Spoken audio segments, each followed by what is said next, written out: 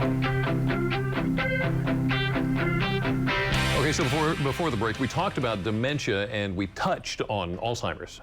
Many people use the two terms interchangeably, which they shouldn't. According to the Alzheimer's Association, the disease causes problems with memory, thinking, and behavior. Symptoms usually develop slowly and get worse over time, becoming severe enough to interfere with daily tasks. So, what's the difference? Well, Alzheimer's is actually a type of dementia. Yeah, as we mentioned before, it is the most common form. The association reports Alzheimer's accounts for 60 to 80% of dementia cases, with the majority of those who have it being 65 or older. It is the sixth leading cause of death in the U.S. The association reports survival rates range from 4 to 20 years based on a person's age and health, but on average, people who have Alzheimer's live about 8 years after others notice their symptoms. Now, the association reports in early Alzheimer's, memory loss is mild. In its late stage, patients lose the ability to carry on a conversation or even respond to their environment.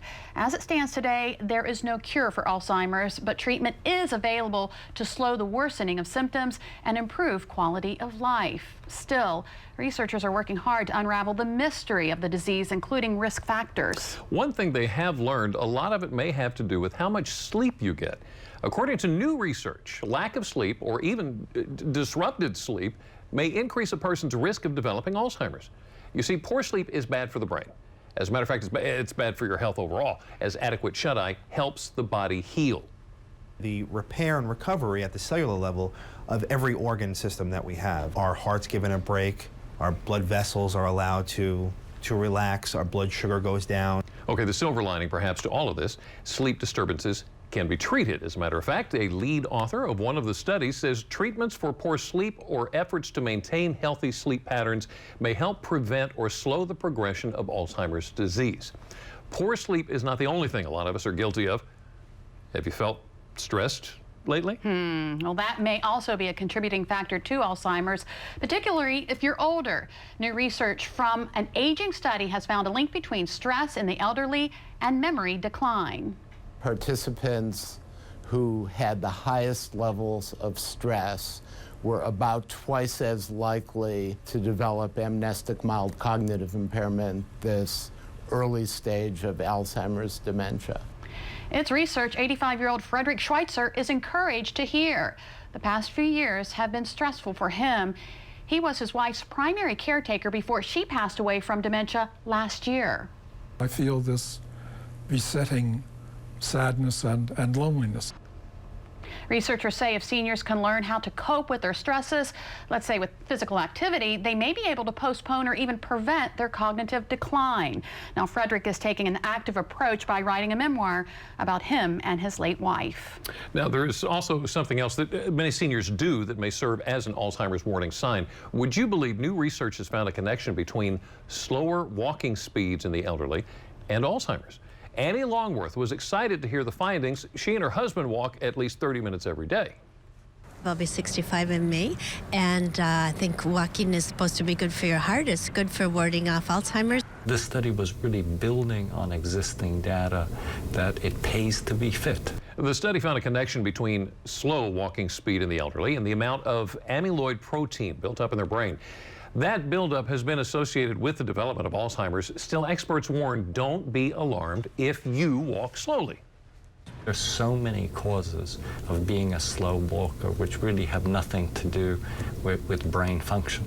Now, researchers say the study does not prove that amyloid plaques cause the slowdown in walking speeds. It just shows an association. Very interesting. Yeah. So we touched on risk factors and signs that may indicate trouble, but researchers are also making some headway when it comes to lowering the Alzheimer's mortality rate. Now, a new study suggests moderate drinking may be associated with a lower risk of death among people with early stage Alzheimer's.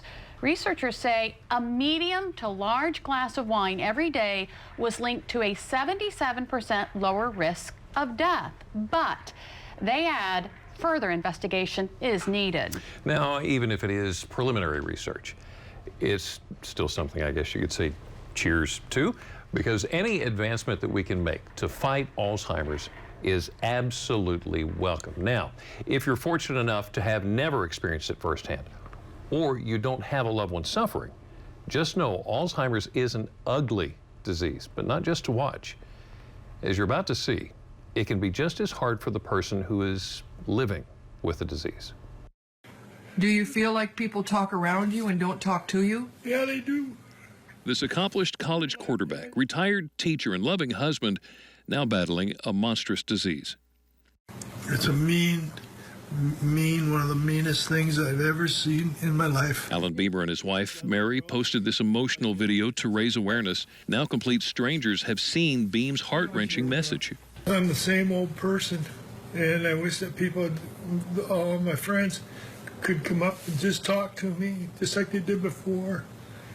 And, you know, play a little joke around. Do you feel as though they're afraid of you? Yeah. I didn't think we took things for granted, but now a good day for us is when Alan can find his way to the bathroom, or when he knows.